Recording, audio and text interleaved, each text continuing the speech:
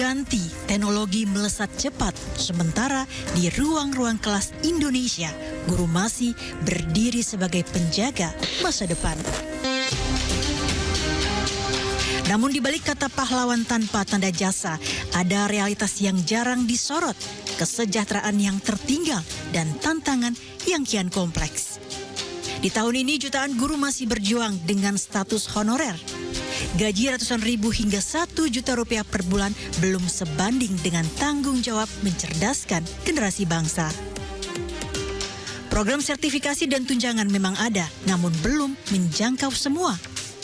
Sebagian guru bahkan menunggu bertahun-tahun untuk sekedar diakui secara administratif.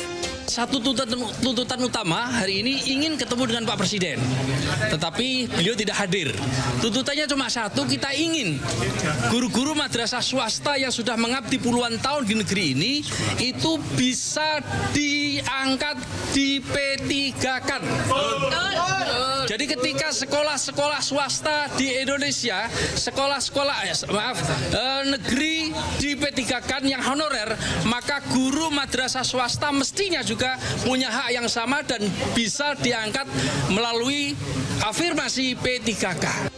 Ironisnya di tengah tuntutan profesionalisme, banyak guru masih harus mencari pekerjaan sampingan demi bertahan hidup. Era teknologi memang membuka pintu pembelajaran tanpa batas, namun tidak semua guru melangkah dengan bekal yang sama. Terlebih di daerah pelosok, keterbatasan infrastruktur membuat teknologi bukan solusi, melainkan beban baru. Tugas guru hari ini tak lagi sekedar mengajar. Administrasi menumpuk, pelaporan berbasis sistem daring, dan evaluasi berlapis perlahan menggerus waktu untuk mendidik. Guru, saya juga guru, Pak. Saya memang dari PNI. Beberapa waktu lalu suara guru kembali menggema menuntut keadilan kapasitas status dan kesejahteraan yang layak. Bukan untuk kemewahan, melainkan agar mereka bisa mengajar tanpa dihantui kecemasan ekonomi. Untuk pendataan tes berkali-kali sudah dilaksanakan, tapi belum ada tindakan sama sekali dari pemerintah daerah Pemalang. Syaratnya apa sih harusnya sih? Syaratnya minimal 2 tahun untuk masa pengabdian. Tuntutannya adanya kesamaan antara guru-guru yang ada di negeri dan ada di yang swasta. Karena apa? Karena sama-sama mereka itu mencerdaskan anak bangsa. Seandainya tuntutan itu tidak diterima atau tidak dilaksanakan oleh pemerintah di pusat, dia akan terus kita melakukan bahwa aksi selanjutnya terus menerus. Teknologi sejatinya adalah alat yang seharusnya...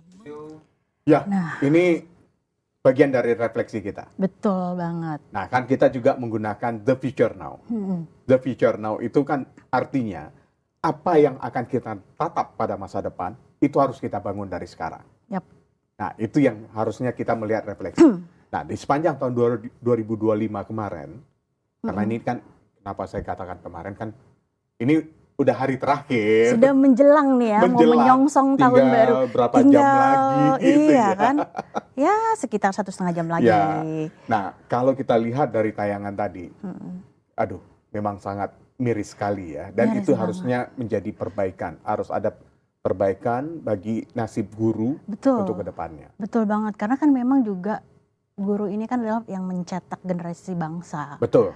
Kalau misalkan dia sendiri saja untuk mensejahterakan dirinya saja masih sangat jauh dari standar gitu ya, dan masih banyak banget guru-guru honorer yang masih mendapatkan upah yang sangat kasihan banget gitu.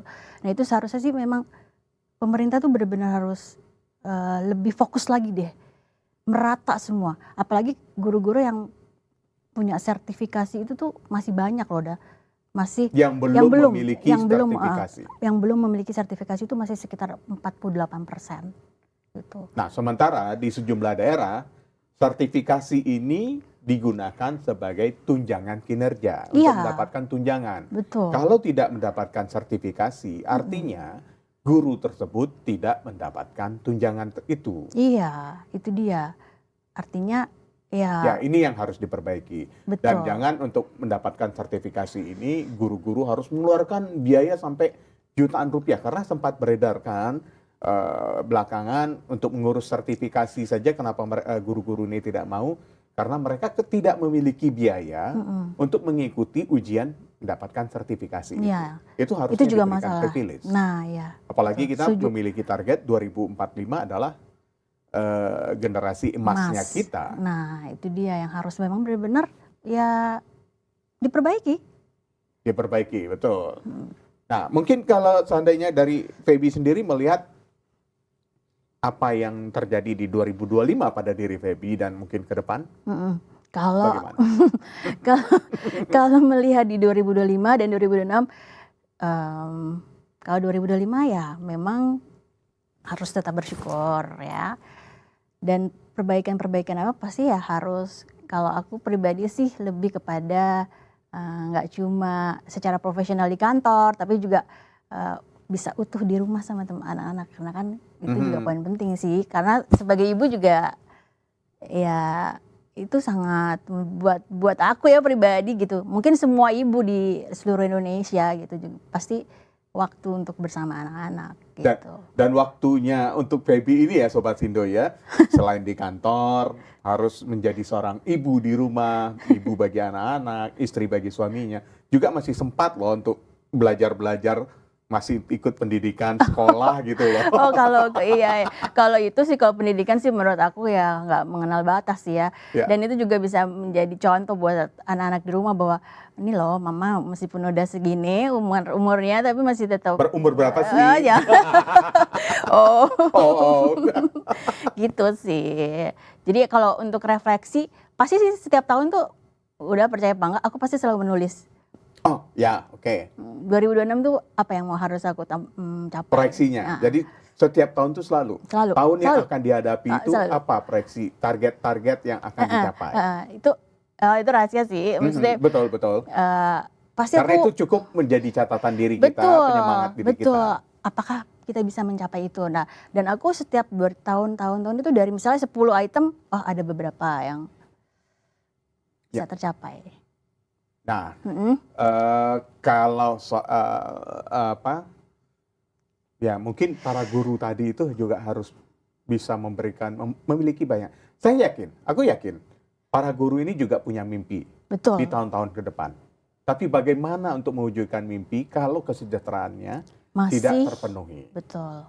Masih di bawah. Ya, masih di Yang bawah, diharapkan. ya bawah harapan lah. Karena kita melihat beberapa kali kita juga ikut memberitakan Mm-mm.